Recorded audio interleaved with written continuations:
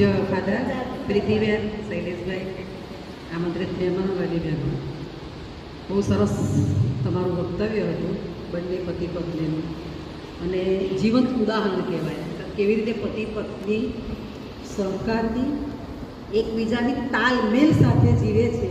ખ્રિસ્તી જીવન, ઈસુપંથી જીવન એ તમે જીવતો જાગતો નમૂનો છો.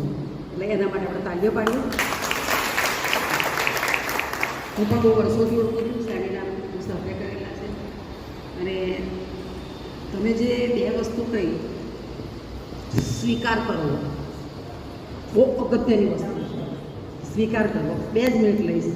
સ્વીકાર કરવો એ બહુ અગત્યની વસ્તુ છે. કોઈ પણ વસ્તુનો સ્વીકાર કરવો બહુ અઘરું છે, અને એ સ્વીકાર કરવાની અઘરી બાબતને કેવી રીતે આપણે સહેલાઈથી સ્વીકારવી એ એમણે શીખ્યું છે.